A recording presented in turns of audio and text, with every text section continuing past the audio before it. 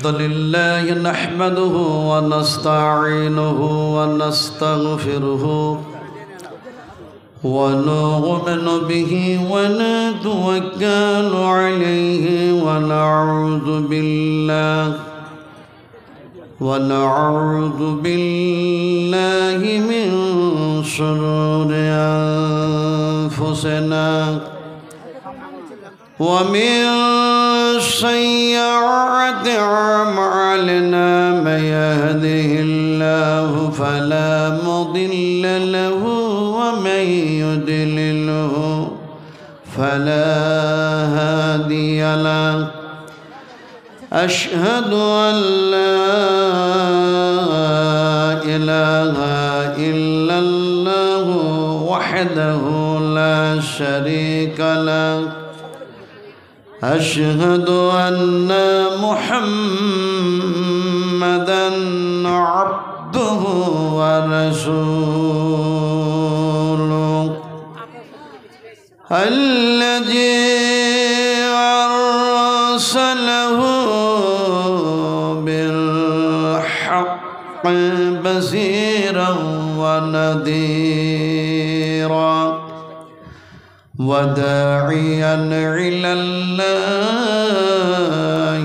بإذنه وسراجا منيرا فقد قال الله تبارك وتعالى في كلامه المجيد والفرقان الحميد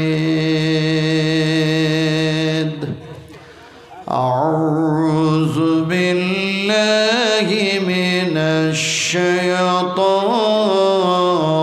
الرجيم بسم الله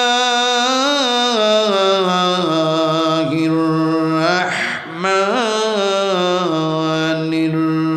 الرحيم إن الله وملائكته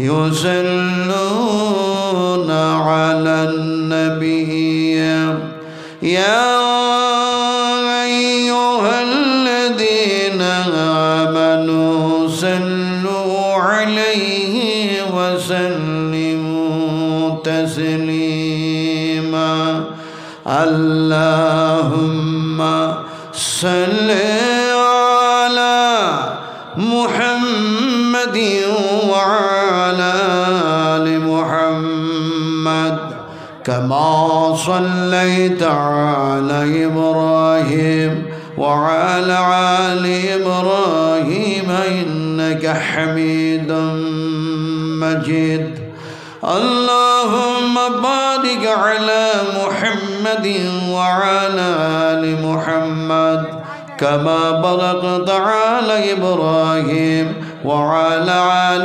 إبراهيم إنك حميد مجيد رب اجعلني مقيم الصلاة ومن ذريتي ربنا وتقبل دعائي ربنا اغفر لي ولوالدي وللمؤمنين يوم يقوم الحساب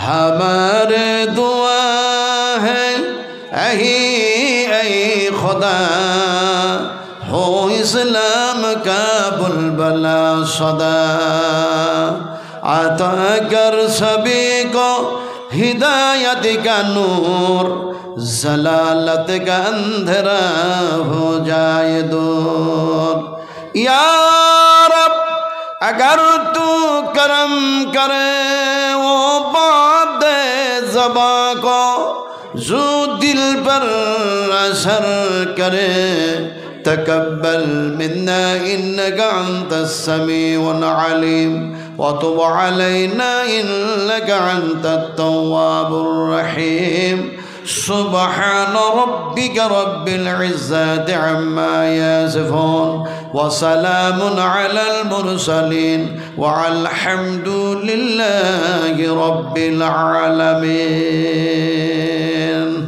মাশায়েখ ism, উলামায়ে ইকরাম, হযরত, সম্মানিত আজকার জালসার সভাপতি মহাশয়, সামনে বসে থাকা শিক্ষিত জ্ঞানী গুণী বুদ্ধিজীবী ইসলাম দরদি ভাতৃবৃন্দবর, পর্দার আড়ালের মা ও বোনেরা, সকলকেই জানাচ্ছি আমার আন্তরিক শুভেচ্ছা, ভালোবাসা, অভিনন্দন দিয়ে সর্বপ্রথমে সে আল্লাহ সুবহানাহু তাআলার দরবারে তার শুকরগুজার বান্দা হিসাবে আমরা একসঙ্গে একযোগে একত্রিত হয়ে উদার মন নিয়ে এক আল্লাহ পাকের গোলামি করতে চাই।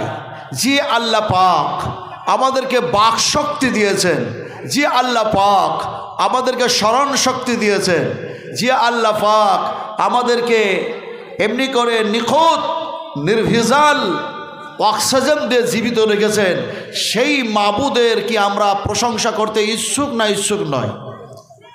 কথা বলছেন না? দেখুন, আমি কিন্তু আপনাদের সামনে, আপনারা ভালোভাবেই জানেন, আমি কিন্তু ওই সব আগল পাগল হেন তেন দিয়ে সময় নষ্ট করি না। যখন আমি ছোট্ট ছিলাম, মানে ছোট বলতে যখন আমি এরকম বুড়ো হই নাই, তখন আমি অনেক মুজাহাবের ওয়াজ করতে গিয়েছি, কাদিয়ানি থেকে শুরু করে ব্রেলি পর্যন্ত, ব্রেলিবি থেকে শুরু করে দেওবন্দি পর্যন্ত। তো গোলাম মোহাম্মদ মুর্তুজা আপনার আইনুল বাড়ি আলিয়াবি সাহেব, উনি একদিন ওনার ওখানে আমাকে ইনভাইট করলেন যে নাজমা আলম, তবে তো সেই মৌলানা আব্দুল আজিজ সাহেবের নাতি আর মৌলানা আব্দুল আজিজ রহমানি, আর আমাদের মালদাতে ছিলেন, আল্লাহ পাকের কাছে তেনারা জমা হয়ে গেছেন, আল্লাহ পাক জান্নাত নসিব করে দেন। তিনি হচ্ছেন মুসলিম রহমানি হাফেজাহুল্লাহ। এই মানুষগুলি কি এখন আছে? বলুন, আছে? নাই তো। তো উনি শেষ পর্যন্ত আমাকে বললেন যে তোমাকে আমি ইনভাইট করছি আমাদের হালদার পাড়ার জন্য, আর ওনার বাড়ির সামনেই প্রোগ্রামটা করছেন। কিন্তু ব্যতিক্রম যে সেই জায়গায় নাজমা আলমের নাম শোনার পরে দেখা যায় কি বেরেলি, আর কি দেওবন্দি, আর কি কাদিয়ানি, সব এসে গেছে। কথা বুঝেন কিনি? এখন ওয়াজ কি করে, যেহেতু আইনুল বাড়ি সাহেব তো অনেক রকমের ফতোয়া দিয়ে রেখেছে, এখন দেখা যায় ওখানে এখন ওয়াজ করতে করতে দেখা যায় কিছু ব্রেলিরা জমা হয়েছে।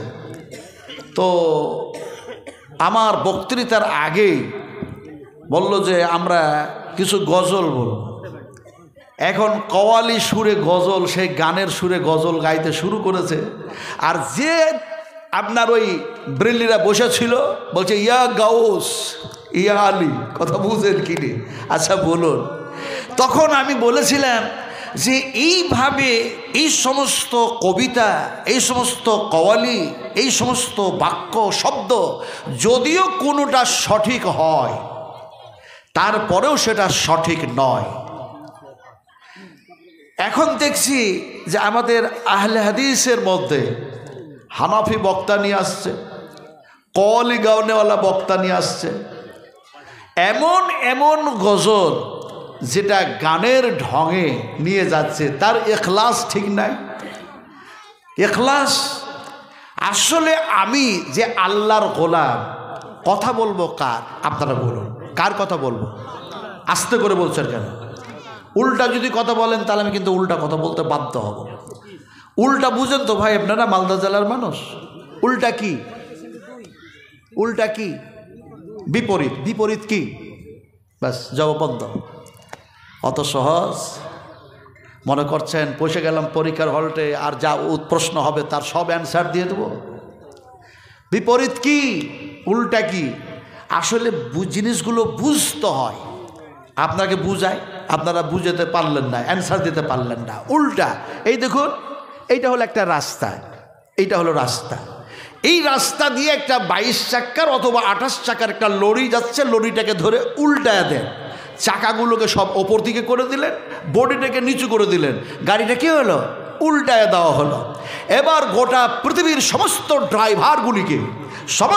ড্রাইভারগুলিকে একত্রিত করে ওরাকে বলুন যে তোমাদের যা অভিজ্ঞতা আছে, যা যোগ্যতা আছে, যা এক্সপিরিয়েন্স আছে সব লাগায়া দাও, ওই উল্টা গাড়িটা একটু চালায়া দাও। পারবে তো?